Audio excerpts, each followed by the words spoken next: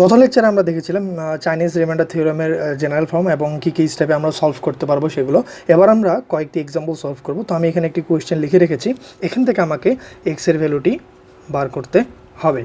তো Chinese reminder theorem অনুযায়ী আমরা যদি দেখি, সর্বপ্রথম আমার যে স্টেপটি ছিল বিগ এমের ভ্যালু বার করতে হবে। তো বিগ এমের ভ্যালু বার করার জন্য আমাকে এই যে এমের ভ্যালুগুলো রয়েছে সেগুলোকে কী করতে হবে, গুণ করতে হবে। আমি যদি আলাদা করে লিখি তাহলে আমার এখানে M1 হলো 11, আর M2 এর ভ্যালু হলো 7 এবং M3 এর ভ্যালু হলো 13। M3 এর ভ্যালু হলো 13। আচ্ছা, এবার বিগ এম বার করি আমি প্রথম স্টেপটা।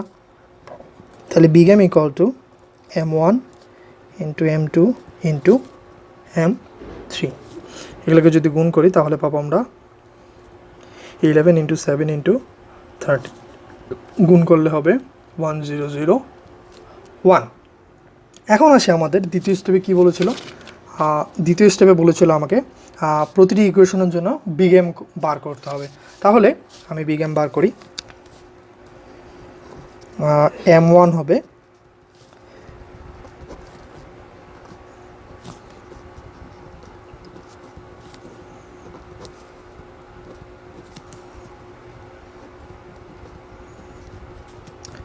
এটি ক্যাপিটাল এম হবে, আর এটা হবে স্মল এম।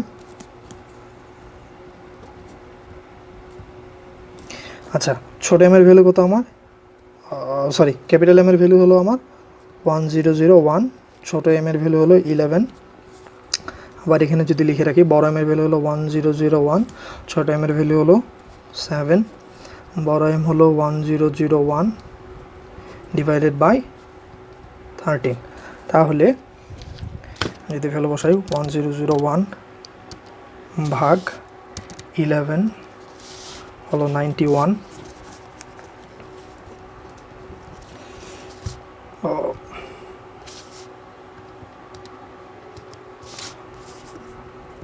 143 আর হলো 1001 ভাগ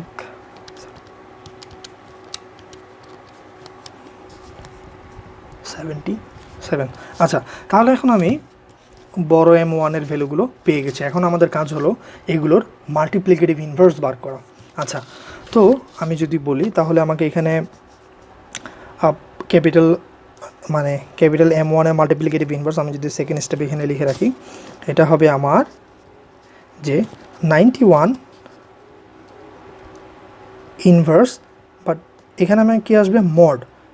কত দেওয়া ছিল আমার এখানে 11, যেহেতু আমার এখানে স্টেপে বলে দেওয়া ছিল যে মাল্টিপ্লিকেটিভ ইনভার্স বার করতে হবে আমার উইথ রেসপেক্ট টু তাদের যে মোড করার জন্য যে ভ্যালুগুলো ছিল সেই ভ্যালুগুলো দিয়ে। তাহলে M1 এর ভ্যালু কত ছিল, 11। এভাবে করে বের করতে হবে। আচ্ছা, এখন আমরা আসি। তো আমি যে শর্টকাটটি দেখিয়েছিলাম এর আগে লেকচারে, তাহলে আমাকে করতে হবে 91 ইন্টু সি মড 11, যাতে আমার রিমাইন্ডার কত থাকে 1, যাতে আমার রিমাইন্ডার থাকে 1। আচ্ছা, তাহলে এখানে সি এর ভ্যালু যদি 4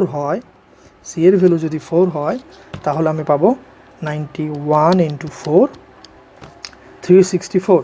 এটাকে যদি আমি 11 দিয়ে মোড করি। আচ্ছা, এখানে একটা জিনিস, রিমাইন্ডার বার করার একটা শর্ট ফর্ম রয়েছে।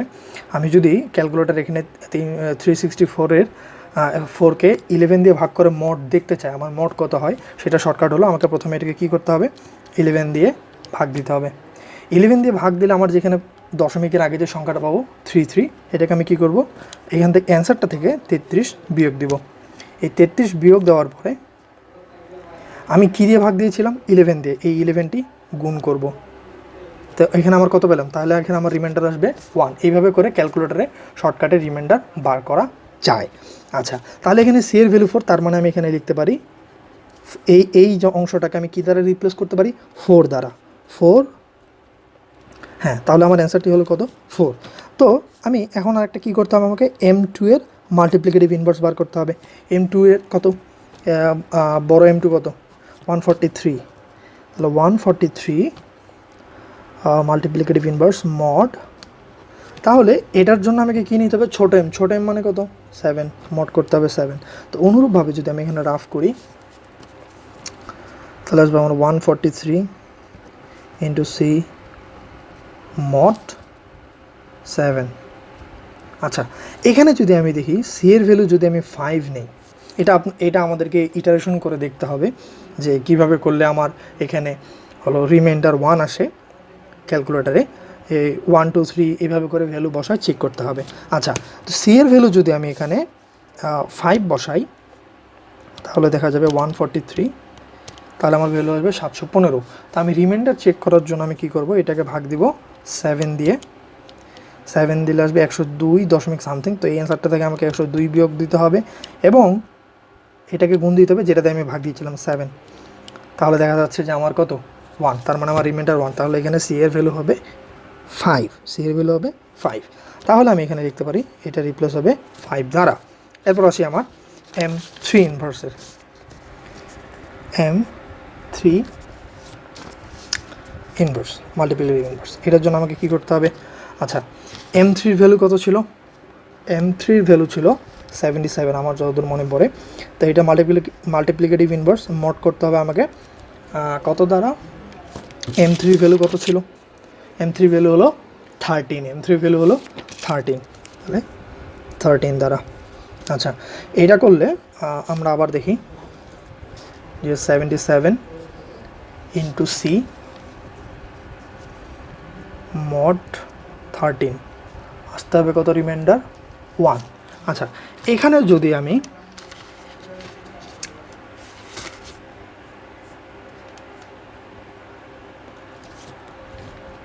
সি এর ভ্যালু 12 নেই, এখানে যদি আমি সি এর ভ্যালু 12 নেই, দেখা যাক, এটা একটু টাফ অনেকটা, ভাগ 13 মাইনাস 71 ইন্টু 13। হ্যাঁ, আমি যদি এখানে সি এর ভ্যালু 12 নেই তাহলে আমার রিমাইন্ডার আসে কত? 1। তাহলে আমার রিমাইন্ডার আসে 1। তাহলে এখানে আমি লিখতে পারবো এটিকে 12 দ্বারা রিপ্লেস করা যায়। তাহলে আমার এখানে থার্ড স্টেপ আমি কমপ্লিট করে ফেলেছি। বিগ M1 এর ইনভার্স, M2 এর ইনভার্স, Mn এর ইনভার্স, এগুলো আমি বের করে ফেলেছি। এখন আসি 4 নাম্বার স্টেপ, অর্থাৎ হলো আমার এক্স এর ভ্যালু বার করার যে স্টেপটি রয়েছে।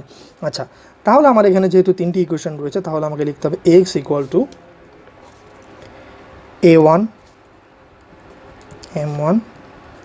M1 ইনভার্স প্লাস A2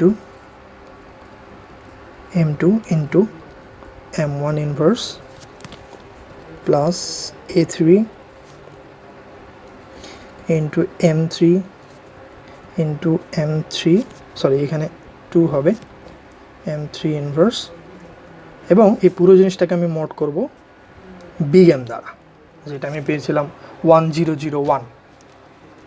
এবার আসি আমার ভ্যালুগুলো বসানোর ক্ষেত্রে। আচ্ছা, A1 এর ভ্যালু কত পেয়েছি আমি? কত ছিল? A1 এর ভ্যালু ছিল 4। এখানে এই যে এগুলো হলো এর ভ্যালু, তাই না? A1 এর ভ্যালু হলো 4, A2 এর ভ্যালু হলো 5। আমি এখানে লিখে রাখি, A1 হলো 4, A2 হলো 5 এবং A3 হলো 6। আচ্ছা, তাহলে A1 এর ভ্যালু হলো 4 ইন্টু, তাহলে বিগ M1 এর ভ্যালু কত? বিগ M1 এর ভ্যালু হলো 91, তাই না? তারপরে আসি আমরা M1 ইনভার্সের কত আসছিল আমাদের? 4। M1 ইনভার্সের ভ্যালু এসেছিল আমাদের 4। আর M1 এর ভ্যালু এসেছিল 4। তারপরে আসি আমাদের দ্বিতীয় ইকুয়েশনের ক্ষেত্রে, A2 এর ভ্যালু কত? A2 এর ভ্যালু হলো 5।